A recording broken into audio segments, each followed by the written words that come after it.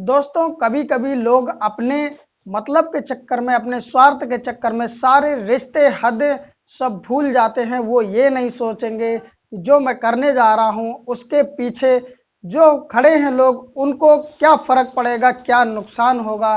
वो अपने स्वार्थ के लिए कुछ भी कर जाते और पीछे मुड़ के नहीं देखते। ऐसी ही आज की कहानी है सुधा कुमारी की, जो कि उसका पति जो होता है उसकी छोटी बहन से इश्क लड़ाने लगता है और एक समय वो आता है कि उसको छोड़ करके वो छोटी बहन को लेकर के भाग जाता है और शादी कर लेता है। यही नहीं दोस्तों, उसके बाद में जब वो मायके जाके सुधा अपनी माँ को सारा हाल बताती है तो उसकी माँ जो होती है पता लगाने के लिए ससुराल में जाती है और दोस्तों उसकी माँ भी उसके ससुर के साथ फरार हो जाती है। दोस्तों अब उसके पास में 1 साल की एक छोटी बच्ची होती है, उसको लेकर के दर दर ठोकर खा रही होती है और दोस्तों फिर वो पहुंच जाती पुलिस स्टेशन और सारा जब हाल बताती है तो दोस्तों पुलिस वाले भी परेशान हो जाते हैं। दोस्तों कहानी में बने रहिए, कहानी पूरी देखना, बड़ा इंटरेस्टिंग और अजीब और गरीब स्टोरी है। दोस्तों मैं कहानी में आपको आगे लेके चलूँ, प्लीज़ एक लाइक कर दो, बाद में आप कहानी का भाव में भूल जाते हो, और चैनल को सब्सक्राइब कर लो जिससे मेरा हौसला बढ़ता रहे। नमस्कार दोस्तों, मेरा नाम है अजय श्रीवास्तव।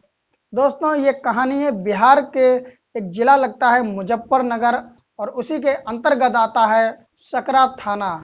9 जून 2024 को पुलिस थाने में एक लेडीज रोते हुए आती है जिसके हाथ में एक छोटी सी बच्ची होती है 1 साल की, और पुलिस वालों के पास में आके गुहार लगाती है कि साहब मुझे इंसाफ दिलाओ, मैं कहाँ जाऊं। जब पुलिस वाले पूछते हैं तो सुधा कुमारी बताती है कि मेरी शादी 27 जून 2021 को छोटू नामक व्यक्ति से हुई थी जो कि भगवानपुर का रहने वाला था, और जब मैं दुल्हन बन करके वहां पर गई मैंने छोटू को देखा। छोटू मुझे बहुत ज़्यादा अच्छा लगा और छोटू भी मुझसे बहुत ज़्यादा प्यार करता था। हम दोनों की ज़िंदगी अच्छे से धीरे धीरे कटने लग जाती है क्योंकि छोटू मुझे बहुत ज़्यादा पसंद था, देखने में अच्छा था और मुझे भी छोटू बहुत ज़्यादा पसंद करता था। धीरे धीरे समय बीतता रहता, हम दोनों हंसी खुशी प्यार से रहते रहते हैं, और एक समय वो आता है जब मेरे एक छोटी बच्ची होती है। जैसे ही मैं बच्ची को जन्म देती हूँ तो घर की जो खुशियाँ होती हैं वो बहुत ज़्यादा बढ़ जाती हैं। और इसी बीच में मेरी बहन का फ़ोन वगैरह घर पे आता रहता, जो कि मुझसे भी बात करती थी और मेरे पति छोटू से भी बात करती थी, लेकिन मुझे ये नहीं पता था कि मेरी बहन का जो मकसद है वो क्या है। दरअसल वो मेरे पति के ऊपर ही डोरे डालने लगती है। वो अपने जीजा से ही बात करते करते कब प्यार प्रसंग में पड़ जाती है मुझे खुद ही पता नहीं चलता है, और अब वो अपने बहनोई से बात करने लगती, जो मेरी छोटी बहन होती है और मेरे पति होते हैं वो जाके एक दूसरे से मिलते भी हैं, और शायद हो सकता है कि जे मिलने के बाद में संबंध भी इनने बनाया हो। उसके बाद में जब मुझे ये प्रेम प्रसंग की कहानी पता चली तो मैंने अपने पति से कहा कि ये बहुत गलत है, मुझसे तुम प्यार नहीं करते हो और मेरी बहन को तुम प्यार करते हो, ये तो कहीं ना कहीं बहुत ज़्यादा गलत है। मैं तुम्हारी पत्नी हूँ, मुझसे प्यार करना चाहिए, वो तो नाबालिग है, उसके पीछे तुम भाग रहे हो। लेकिन जो मेरा पति होता है वो एक भी नहीं सुनता है और धीरे धीरे मुझसे वो दूरी बनाने लगता है। दरअसल अब वो पर डे फ़ोन पे मेरी बहन से बातें किया करता था। मैं भी अपनी बहन को समझाती थी लेकिन मेरी बहन जो थी उसके कुछ भी समझ में नहीं आता था। और एक समय वो आता है 3 जून 2024 को वो मेरी बहन को लेकर के भाग जाता है और जो मुजफ्फरनगर रेलवे स्टेशन होता है वहीं पर जा कर के वो मेरी बहन से शादी कर लेता है। जब मुझे ये बात पता चलती है कि उसने शादी कर ली है और शादी करके वो दिल्ली चला गया है तो मैं बहुत ज़्यादा अंदर से टूट जाती। जो मेरे सपने थे ज़िंदगी जीने के वो कहीं ना कहीं टूट जाते।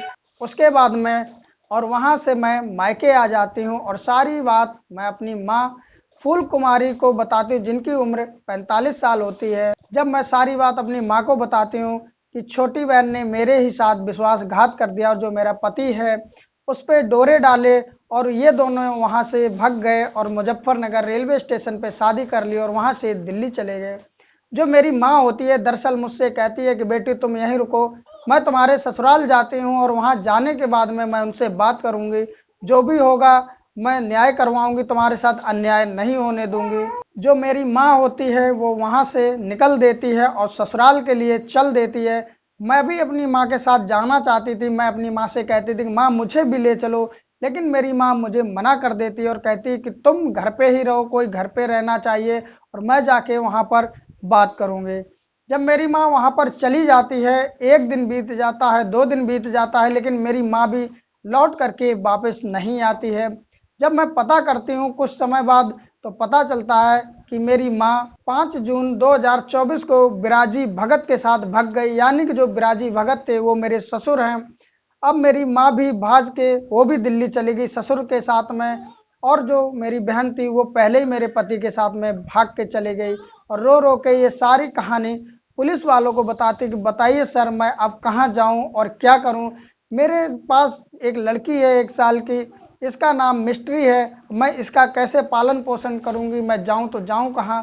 दरअसल मेरे अपनों ने ही मेरे साथ मेरी ज़िंदगी बर्बाद कर दी है, मेरे साथ अपनों ने ही गद्दारी की है। मेरी बहन मेरे पति को ले गई और मेरी माँ मेरे ससुर को ले गई। अब मैं बताओ कहाँ जाऊँ, ना मायके की रही और ना ही मैं ससुराल की रही। जो पुलिस वाले होते हैं दोस्तों, इस तरह की जब वो कहानी सुनते हैं तो बहुत ज़्यादा हैरान होते हैं। कहते हैं कि शायद ही कभी ऐसी कोई घटना मैंने सुनी हो कि साली के साथ में जीजा तो भाग जाता है, लेकिन ससुर के साथ में माँ भी भाग गई, ये तो पहली बार सुना। लेकिन फिर भी वो सुधा के बताए हुए तहरीर पर केस दर्ज कर लेते हैं। सुधा कहती है कि मैं अपने पति को जब फ़ोन मिलाती हूँ तो वो भी फ़ोन नहीं उठाता है, और जब अपने ससुर को फ़ोन मिला रही हूँ तो ससुर भी फ़ोन नहीं उठा रहा।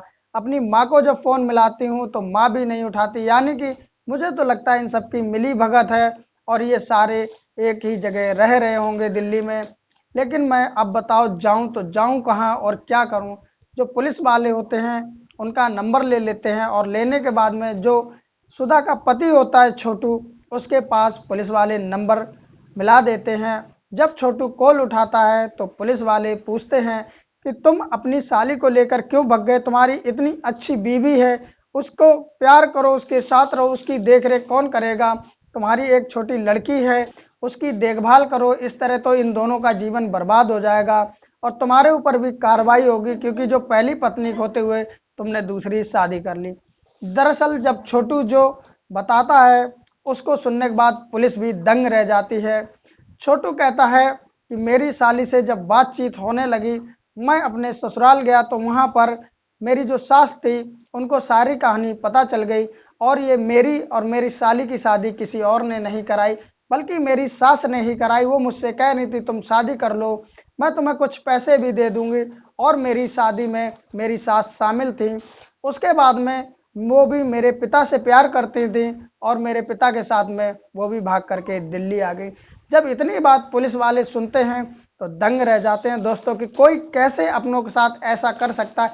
एक माँ ने ही अपनी बेटी का घर बर्बाद कर दिया और उसे इतनी भी शर्म नहीं आई कि वो किसके साथ ऐसा करे, सगी अपनी बेटी के साथ में। दोस्तों पुलिस वाले तो कार्रवाई कर रहे हैं, लेकिन जो ये माँ बेटी ने किया अपनी बेटी बहन के साथ, क्या ये सही किया दोस्तों या गलत किया। हालांकि हर किसी को समझ में आ रहा होगा कि बहुत ज़्यादा गलत किया, लेकिन दोस्तों छोटू और इधर सुधा की माँ और उसकी बहन के साथ क्या होना चाहिए दोस्तों, आप लोग प्लीज़ कमेंट करें। जो भी आपकी राय हो अपनी कमेंट में ज़रूर लिखें, और दोस्तों कहानी अच्छी लगी हो तो उस पर लाइक भी कर दें और चैनल को कर लें सब्सक्राइब। सब्सक्राइब करने के बाद में एक घंटी का बटन आएगा, उसे दबा करके ऑल कर लें, जिससे मेरी हर वीडियो आप तक पहुंचती रहे। और सब्सक्राइब करने से दोस्तों मेरा हौसला बढ़ता रहता है, तो प्लीज़ सब्सक्राइब जरूर करें। दोस्तों खासकर किसी ने कहा है कि गैरों से तो लड़ लेंगे पर अपनों से सावधान रहें, तो इस कहानी कुछ ऐसा ही दर्शाता है। हालांकि हर कोई एक जैसा नहीं होता दोस्तों। इस कहानी को सुनाने का मतलब किसी की भावनाओं को ठेस पहुंचाना नहीं, किसी को दिल दुखाना नहीं, बल्कि आप लोगों को जागरूक करना है। कहानी पसंद आए तो लाइक शेयर जरूर करें। फिर मिलते किसी नई कहानी में, तब तक के लिए नमस्कार।